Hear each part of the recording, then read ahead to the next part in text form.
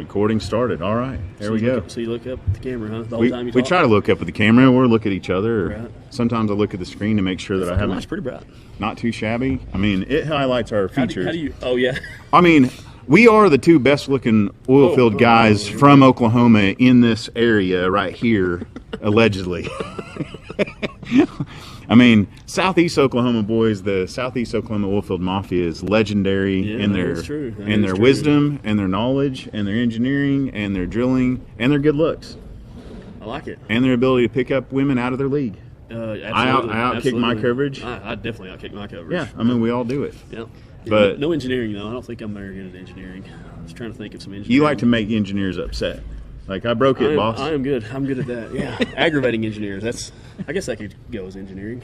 Well, this is the Talking Energy Show at the AADE Permian Basin Operator Forum in Midland, Texas, and I'm trying to get as many guests as possible to come in here and hang out with me. You're my first victim today. I've been begging him to get on this show for a while now and tell me all about yourself. How did you get in oil and gas? Man, I got in oil and gas with I'd worked in a coal mine, underground coal mine, in the summers for my dad. Kind of started moving up there, and it was all because of my dad. So it kind of jaded me a little bit. So I quit there and got on a rig, and kind of the rest is history, I guess. I'm glad you're out there doing it, man. You're a strong, leader for safety or just doing things right out there. Your guys love you and respect you, and you came up with, who was above you when you first started? Who broke you out? A guy named Ken Willis actually broke me out 2004, I believe, 3, 4, somewhere around in there. Broke out in Rangeley, Colorado. Nice. Worked all around Wyoming, Wamsutter. Cold yes. In the winter. Broke out drilling in Roosevelt, Utah, and cold there too. It was colder there, I think, than it was in Wyoming, honestly. And then started pushing tools in Colorado for neighbors. Worked my way up to drilling superintendent there in the Permian. Come out here to Odessa in like 2009, and went consulting shortly after that, and been consulting ever since. Been on Continental about 9 years now. Funny thing about my neighbors deal is when we were interviewing, and Ken Willis was interviewing all the new roughnecks or whatever, just kind of orientation. He was asking us all, where are you going to be in 5 years? And I stood up, and I was a smart aleck, worse then than I am now. And so I stood up and said, I'm going to be in your spot in 5 years. And he, of course, died laughing. And but I did it in 4 years and 11 months. So he called me as soon as I got promoted and was like, "So you excited did it!" for you!" Yeah.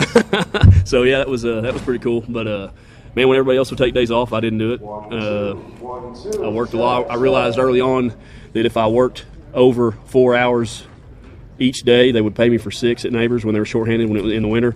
So on a 14-day hitch, I could work over every day for 4 hours, and it was like an extra 7 days on my check. And doing that, I was just doing it for the money. But doing that, I gained. When we're young, we do it for the money. We got a family to raise. I gained so much more knowledge working those extra and seeing how other people did it, and I think that's what kind of pushed me. It was really like I worked another half a year. I'll tell you something, and I'm sure you know it now, with your knowledge, but really the way you approach your operations. I mean, I knew it back then when I was a young salesman coming into your office with my ticket in hand, shaking, not knowing how to get it signed, how to make sure that the ticket was right. Half the time it wasn't right, and you never really got on your vendors so much as you're like, hey, come here, let me show you how to, I need this to be at like, this, and this. And you help people. You help your vendors. You help your personnel. And so all those people that you've surrounded yourself with all these years, they want to support you back. Right. And that launches you even further as well. Because absolutely. If you call a guy in the middle of the night, they're going to answer your phone call. If I see your name on my phone, I'm going to pick it up and see how I can help you. Yeah, I was very misunderstood early on because I had a tendency to just stare at Totco the entire time. If somebody came in, I was really trying to pay attention to the well. And a lot of people thought I was blowing them off, but I was just trying to focus on what was going on. And amazing how many people will take offense from just leave me your card and I'll call you if I need you. And then I turn around, and amazing how many people thought I was just blowing them off, but I was just trying to focus on what I was doing. But yeah, man, I have been very fortunate to meet a lot of great guys and surround myself with great guys, and they have for sure helped me out because heck, I'm not perfect. I have forgotten many a times to set something up and call, and I can make a phone call and they'd be like, hour and 30 minutes. Yeah, I can be there. I can be there. And I didn't even set them up, and I'm sorry out there if somebody canceled a call on you to get to me. I apologize because that's probably what happened. But yeah, I've been helped out like that just because of good guys, man. Oklahoma, I gotta brag on the Central Oklahoma guys, and man, they're just great people. We just came out of that Powder River stuff, and man, they're just like us. They're all about the work, all about the oil and gas, and great people to be around. What are you excited about? I'm sure you're super excited to be down here in the Permian and grabbing, all the new. I mean, Continental in the Permian. Like, what? We're excited. And, of course, you're down here. I got to get the best of the best down here to get that going. I don't know about that. I think they just know I like punishment. But I enjoy building the team part of it. That's really what I enjoy doing, is getting a group of guys and bringing them together and running a clean, honest operation. We really try to keep good character guys on the rigs at Continental, and just honest, hardworking guys. They are. I can't think of one person at any of Continental rigs that I just don't love to pieces, and they're family to me. Yeah, it's hard getting all the egos to work together, because just like the Powder, I mean, when we brought those guys in up there, all of them were kind of number one guy, and they all come together and work together, and that's kind of what I enjoy is facilitating and kind of get those guys to work together and drill those wells as safe and as fast as possible. And that's what I'm looking forward to the most down here, is getting to meet all these guys, bringing in one guy that has been with Continental. The rest are all outsiders from Continental, just coming from different operators. And super excited to get these guys on, show them how we do things, and make them part of the team, the Continental team. So, what's some of the new technology? As a drilling superintendent, I mean, you're seeing operations every single day. What's something out there that you're just really excited seeing? That's been, that the rig company, is it the drilling contractors are putting in new technology on the rigs? Is it the directional teams out there have new technology? I mean, is it the casing crews? Is it the nipple up, nipple down? I mean, there's so much available nowadays to make it better, stronger, faster. What do you like about it? That's a good question. There's so much. It has advanced so fast and so far in the last 5 years, probably. Yeah, even 5 years, sure. Man, the drilling contractors, some of the apps and things you can get on your phone. I don't want to call just one particular drilling contractor, but we have drilling contractors. There's a lot of good ones out there, but one comes to mind when it comes to technology that is they're just far superior. They've got it figured out. Their auto drillers are so smooth. It used to be so hard to keep steady weight on bit. Back in the day when you had the Wildcat auto driller and the brake handle, and and then goes to the automated stuff with the touch screens and analog, and it was really hard to keep steady weight on bit, which affects a lot of things when you're talking steering wells. So, man, the stuff they're doing now to just keep that bit on bottom and just steady. The rotary steerable technology that they're coming out with, unreal what we're able to do now with rotary steerables in terms of time and efficiency. It's crazy. And what's crazy is they figured this out as they went. It kind of fine-tuned it over the last 5 years, but how fast that the guys, the directional drillers, have caught on to this, and how fast they've adapted and grew with it. And they're masters of this tool that's really brand new, I mean, in the scheme of things. So, man, I could go on and on about it. Most of my stuff's definitely going to be on the operations side, but adopting new technology. But I mean, also you guys are adopting bigger, stronger safety. Absolutely. Continental is one of the strongest leaders in safety that I've run across. I believe so. We pride ourselves in having 100% reporting, which anybody in the safety and operations side knows that when you do the 100% reporting, you have less incidents. When you report every little thing that happens, if it's a gallon of fluid, you report it. If it's just a pulled muscle in your leg, whatever it is, you report everything. And man, your matrix really does see the benefit to that. A lot of people don't want to report because they think it looks bad, but the overall picture is what you got to look at. And 100% reporting, the better the reporting, the better your safety record. The not just safety record, but I mean, if you were like me when I first got in the industry, I listened to those safety meetings as little as I possibly could. Like, man, I am ready to get to work. Let me go. Yeah. And now, we're above some people, and we're like, man, I really want. You don't even know how much I want you to go home safe at the end of the day. Yeah, you got to adapt it helps sitting in those meetings as that kid and being like, man, well, I don't care about this, you know, because then you start kind of adapting your style when you get up there to make those speeches and remember where he went wrong. And I enjoy that as well. I enjoy trying to get everybody involved, get everybody to pay attention, and mix in a little bit of operations with that safety during your safety meeting.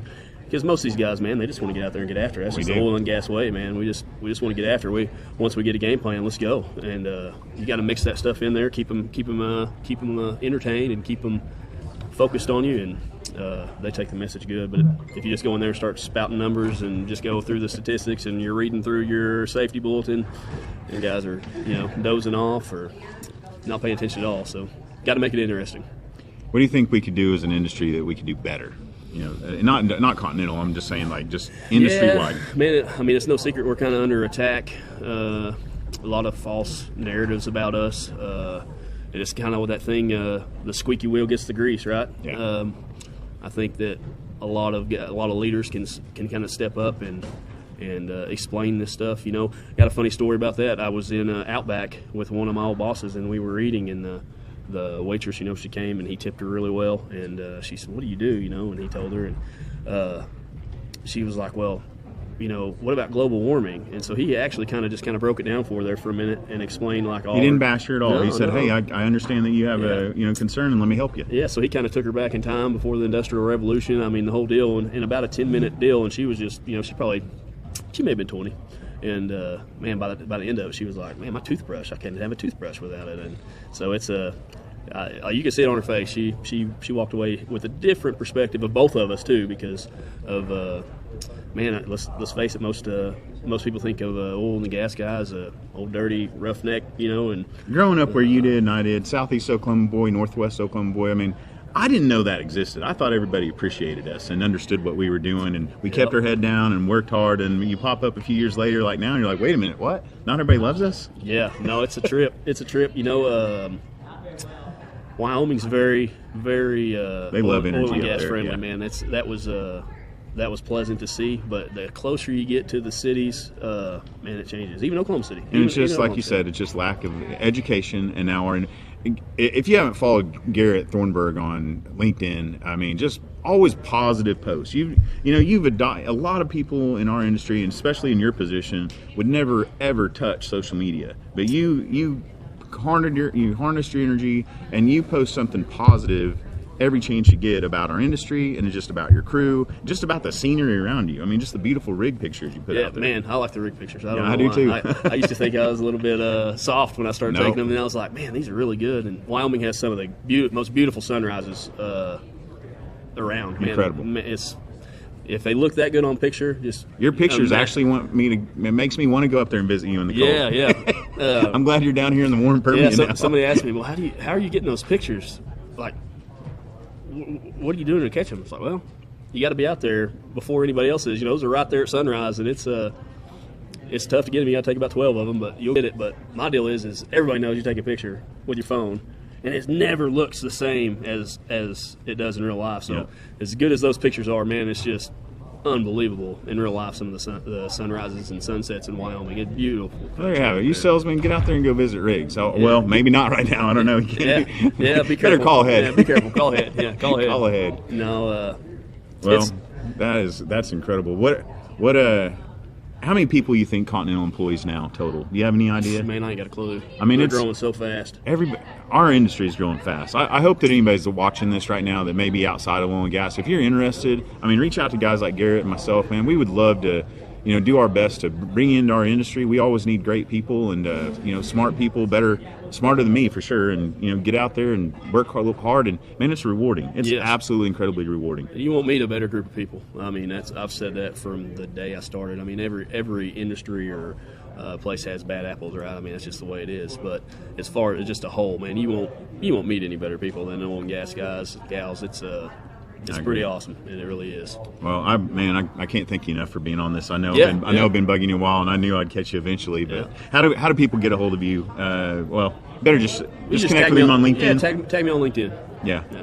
tag him on LinkedIn, and he will write you back. He's Oh, yeah. he's solid gold about getting back with people when he can. And I mean, just support Continental, support Garrett, support oil and gas guys. And man, you get out there and make your own content. Let us know about it and let us share it too, because it's important these days. We got to educate people. That's right.